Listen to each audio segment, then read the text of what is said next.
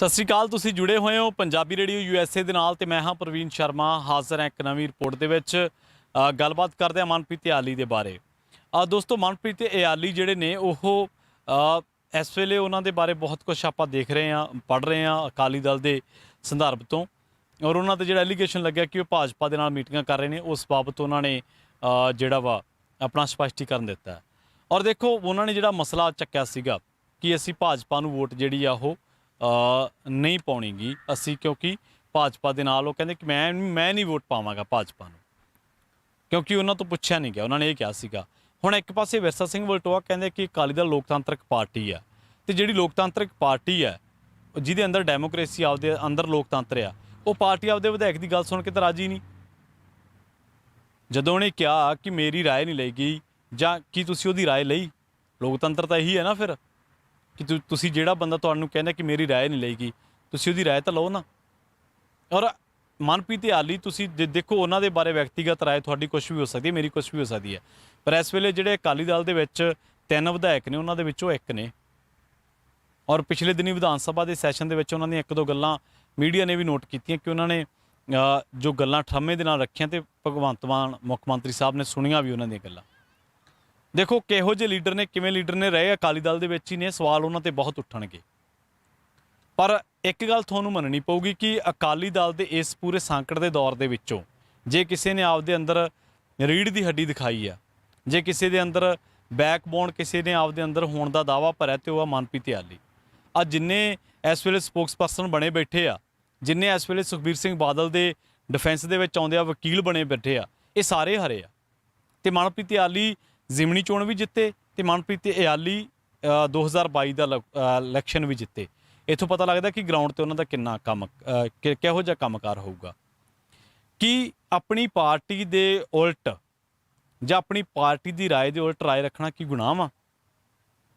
ਕਿ ਮਨਪ੍ਰੀਤ ਇਆਲੀ ਜੇ ਮੀਟਿੰਗਾਂ ਕਰਦੇ ਨੇ, ਅਤੇ ਜੇਕਰ ਅਕਾਲੀ ਦਲ ਦੇ ਦੂਜੇ ਚਲੇ ਗਏ ਵਿਧਾਇਕ ਜਾਂ ਭਾਜਪਾ ਦੇ ਵਿੱਚ ਸ਼ਾਮਲ ਹੋ ਗਏ, ਅਤੇ ਜੇ ਮਨਪ੍ਰੀਤ ਇਆਲੀ ਹੋ ਜਾਣਗੇ ਤਾਂ ਕਿੱਡਾ ਕਹਿਰ ਹੋਣ ਲੱਗਿਆ ਵਾ। ਅਸਲ ਦੇ ਵਿੱਚ ਮਨਪ੍ਰੀਤ ਇਆਲੀ 'ਤੇ ਨਿਸ਼ਾਨਾ ਲਾ ਕੇ ਵਿਰਸਾ ਸਿੰਘ ਵਲਟੋਆ ਵਰਗੇ ਲੀਡਰ ਜਿਹੜੇ ਆ, ਉਹ ਸਾਰਾ ਨੈਰੇਟਿਵ ਬਦਲਣਾ ਚਾਹੁੰਦੇ ਆ। ਉਹ ਚਾਹੁੰਦੇ ਆ ਕਿ ਬਾਦਲ ਪਰਿਵਾਰ 'ਤੇ ਕੋਈ ਸਵਾਲ ਨਾ ਉੱਠੇ, ਮਨਪ੍ਰੀਤ ਇਆਲੀ ਦੇ ਬਾਰੇ ਜੋ ਕੁਛ ਕਹਿਣ ਤਾਂ ਕਹੀ ਜਾਣ। ਦੇਖੋ, ਇਹ ਕਿਤੇ ਵੀ ਗਲਤ ਨਹੀਂ ਗਾ। ਅਸੀਂ ਜਿੰਨੇ ਵੀ ਭਾਜਪਾ ਦੇ ਲੀਡਰ ਨੇ, ਜਿੰਨੇ ਵੀ ਕਾਂਗਰਸੀ ਨੇ, ਉਹਨਾਂ ਦੇ ਬਾਰੇ ਅਸੀਂ ਕਹਿ ਸਕਦੇ ਹਾਂ ਕਿ ਜਦੋਂ ਵੀ ਉਹ ਪਾਰਟੀ ਦੀ ਲਾਈਨ ਟੋ ਨਹੀਂ ਕਰਦੇ ਔਰ ਆਪਦੀ ਗੱਲ ਰੱਖਦੇ ਆ, ਅਤੇ ਇਹ ਹੋਣਾ ਚਾਹੀਦਾ ਵਾ। ਅਸਲ ਦੇ ਵਿੱਚ ਆਪਾਂ ਕਹਿ ਦਿੰਦੇ ਹਾਂ ਕਿ ਵਿਧਾਇਕ ਬਣ ਗਿਆ, ਪਰ ਵਿਧਾਇਕ ਵਹਿਪ ਤੋਂ ਬਾਹਰ ਨਹੀਂ ਜਾ ਸਕਦਾ। ਵਹਿਪ ਦਾ ਮਤਲਬ ਕਿ ਜਿਹੜੀ ਪਾਰਟੀ ਨੇ ਲਾਈਨ ਟੋ ਕਰਤੀ। ਹੁਣ ਦੇਖੋ, ਲੋਕ ਨੁਮਾਇੰਦਾ ਵਾ, ਅਤੇ ਉਹ ਪਾਰਟੀ ਦਾ ਗੁਲਾਮ ਥੋੜ੍ਹਾ ਹੈ ਕਿ ਜਿੱਥੇ ਪਾਰਟੀ ਨੇ ਕਿਹਾ ਉੱਥੇ ਖੜ੍ਹ ਜਾਵੇ, ਜਿੱਥੇ ਪਾਰਟੀ ਨੇ ਕਿਹਾ ਉੱਥੇ ਬੈਠ ਜਾਵੇ, ਜਿੱਥੇ ਪਾਰਟੀ ਨੇ ਕਿਹਾ ਉੱਥੇ ਖੜ੍ਹ ਜਾਵੇ। ਇਸ ਤਰ੍ਹਾਂ ਨਹੀਂ ਹੁੰਦਾ। ਲੋਕ ਨੁਮਾਇੰਦੇ ਦਾ ਇੱਕ ਸਨਮਾਨ ਹੋਣਾ ਚਾਹੀਦਾ ਵਾ। ਔਰ ਰਹੀ ਗੱਲ ਮਨਪ੍ਰੀਤ ਇਆਲੀ ਦੀ, ਅਕਾਲੀ ਦਲ ਦਾ ਪਤਾ ਨਹੀਂ, ਪਰ ਇਆਲੀ ਦੀ ਗਰਾਊਂਡ 'ਤੇ ਪਕੜ ਅੱਜ ਦੇ ਅਕਾਲੀ ਲੀਡਰਾਂ ਦੇ ਵਿੱਚੋਂ ਇੱਕ, ਜਿਨ੍ਹਾਂ ਦੀ ਜ਼ਿਆਦਾ ਉਹਨਾਂ 'ਚੋਂ ਇੱਕ ਆ। ਔਰ ਤੁਹਾਨੂੰ ਪਤਾ ਵਾ ਕਿ ਜਿਸ ਦਿਨ ਦਾ ਉਹਨਾਂ ਨੇ ਬਾਦਲ ਪਰਿਵਾਰ ਦੇ ਵਿਰੁੱਧ ਇਹ ਗੱਲ ਕਹੀ ਆ, ਜਾਂ ਜਿਸ ਦਿਨ ਬਗਾਵਤ ਦਾ ਝੰਡਾ ਚੁੱਕਿਆ, ਜਾਂ ਇਹ ਕਿਹਾ ਕਿ ਅਸੀਂ ਭਾਜਪਾ ਦੇ ਨਾਲ ਸਾਨੂੰ ਨਹੀਂ ਸੀ ਜਾਣਾ ਚਾਹੀਦਾ, ਜਾਂ ਮੈਥੋਂ ਰਾਏ ਨਹੀਂ ਲਈ ਗਈ, ਤਾਂ ਉਹ ਵਾਹਿਦ ਇੱਕ ਇਨਸਾਨ ਆ ਜਿਹਨੇ ਅਗਵਾਈ 'ਤੇ ਵੀ ਕਿੰਤੂ ਕੀਤਾ।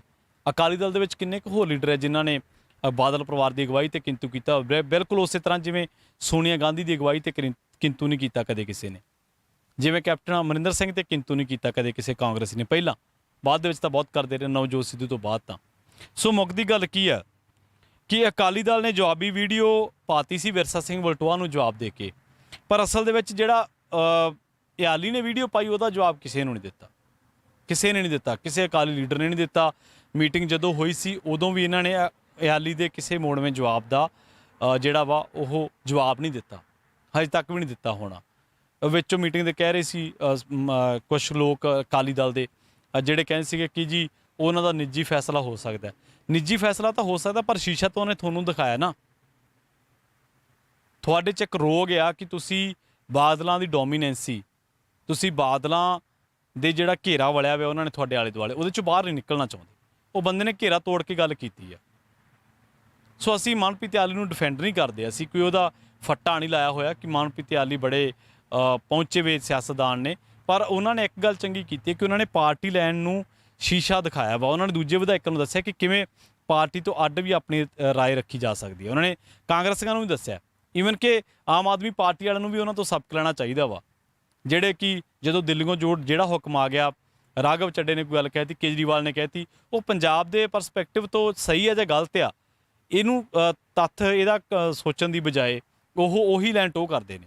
ਜਦ ਕਿ ਮਨਪ੍ਰੀਤ ਇਆਲੀ ਇਸ ਸਮੇਂ ਸਾਨੂੰ ਇਸ ਦੌੜ ਦੇ ਵਿੱਚੋਂ ਅਲੱਗ ਨਜ਼ਰ ਆਉਂਦੇ ਨੇ ਤੇ ਇਹ ਗੱਲ ਉਹਨਾਂ ਨੂੰ ਜੁਦਾ ਕਰਦੀ ਹੈ। ਸੋ ਉਹਨਾਂ ਦੇ ਨਾਲ ਹੀ ਜੁੜੇ 3-4 ਸਵਾਲ ਨੇ। ਕੀ ਅਕਾਲੀ ਦਲ ਮਨਪ੍ਰੀਤ ਇਆਲੀ ਦੇ ਇਸ ਸਟੇਟਮੈਂਟ ਤੇ ਐਡਾ ਜ਼ਿਆਦਾ ਅਗਰੈਸ਼ਨ ਦੇਖ ਕੇ ਆਪਣੇ ਆਪ ਨੂੰ ਹਲੇ ਵੀ ਲੋਕਤਾਂਤਰਿਕ ਡੈਮੋਕ੍ਰੇਸੀ ਵਾਲੀ ਪਾਰਟੀ ਮੰਨਦਾ ਵਾ ਕਿ ਉਹਦੇ ਅੰਦਰ ਲੋਕਤੰਤਰ ਜਿੰਦਾ? ਅਸੀਂ ਕਹਿ ਸਕਦੇ ਹਾਂ।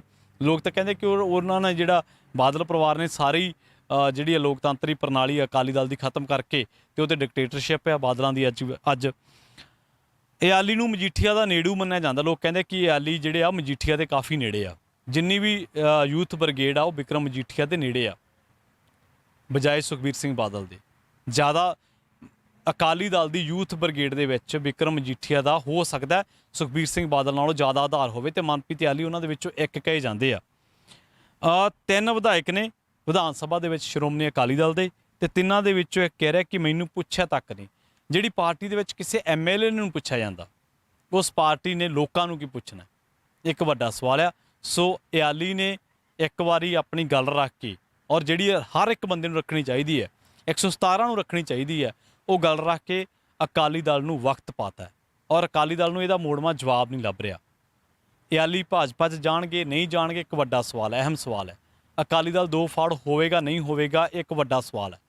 ਪਰ ਹਰ ਵਿਧਾਇਕ ਨੂੰ ਆਪਣੀ ਗੱਲ ਜਿਹੜੀ ਉਹਦੀ ਜ਼ਮੀਰ ਕਹਿੰਦੀ ਆ ਉਹ ਰੱਖਣੀ ਚਾਹੀਦੀ ਆ। ਵਿਧਾਇਕ ਕੋਈ ਟੇਪ ਰਿਕਾਰਡ ਨਹੀਂ ਹੈ ਕਿ ਜੋ ਪਾਰਟੀ ਨੇ ਕਹਿਤਾ ਉਹੀ ਜਾ ਕੇ ਉਹਨੇ ਬਾਹਰ ਸਪੀਕਰ ਤੇ ਬੋਲ ਦੇਣਾ ਵਾ। ਵਿਧਾਇਕ ਲੋਕ ਨੁਮਾਇੰਦਾ ਵਾ ਤੇ ਲੋਕ ਨੁਮਾਇੰਦਿਆਂ ਦੀਆਂ ਜ਼ਿੰਮੇਵਾਰੀਆਂ ਹੁੰਦੀਆਂ ਕਿ ਉਹ ਲੋਕਾਂ ਦੇ ਮਸਲਿਆਂ ਦੀ ਤਰਜਮਾਨੀ ਕਰਨ, ਔਰ ਉਹਨਾਂ ਵਿੱਚੋਂ ਮਨਪ੍ਰੀਤ ਇਆਲੀ ਨੇ ਉਸ ਕੰਮ ਦਾ ਕੁਝ ਕੁ ਹਿੱਸਾ ਕੀਤਾ ਜਿਹੜਾ ਕਿ ਸਾਰਿਆਂ ਨੂੰ ਕਰਨਾ ਚਾਹੀਦਾ। ਜਲਦ ਮਿਲਾਂਗੇ।